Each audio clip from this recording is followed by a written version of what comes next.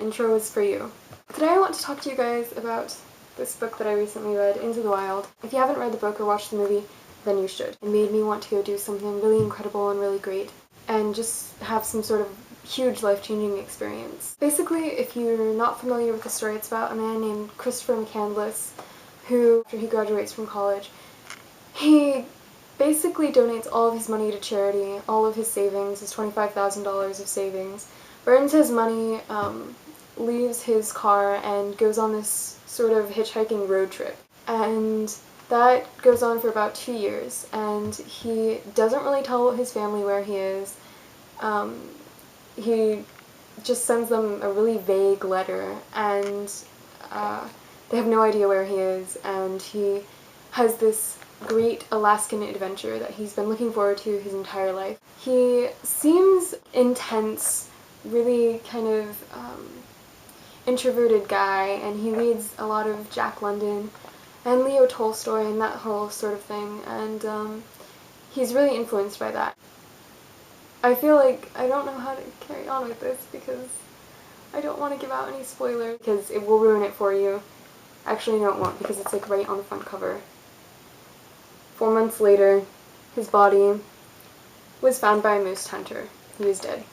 So he spends 4 months in Alaska and sort of survives on his own, without any money, with just like this tiny measly little gun, and he dies in August. I was talking with some of my friends about it, and some of them thought that it was ignorant and arrogant and stupid of him to go out and not really tell his parents or his family where he was going, and some of them said that he probably just had a death wish and that it was almost like a slow, cool form of suicide. In my eyes, I see something totally different, because he had this interesting way of affecting people, and he would meet people for just a week and they would be changed after they met him. In fact, there's a really touching story in here about this elderly man that he meets, and he completely turns his life around just by meeting him. The way he lived is so different and so unique from, I think, the way most people live.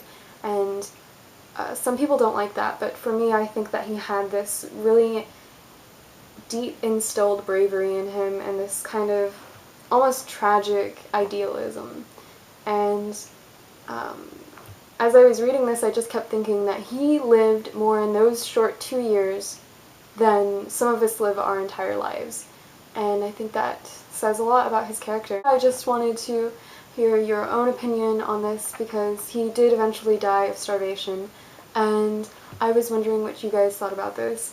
If it was selfish and arrogant of him to go and do something like this, to not really tell his family where he was going or what he was doing without really having any plan or preparedness at all, or if there was something sort of brave about it. I'd really like to continue this discussion.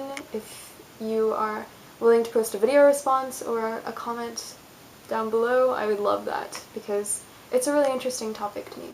Ciao! Can we just take a moment to appreciate that I actually organized something for once?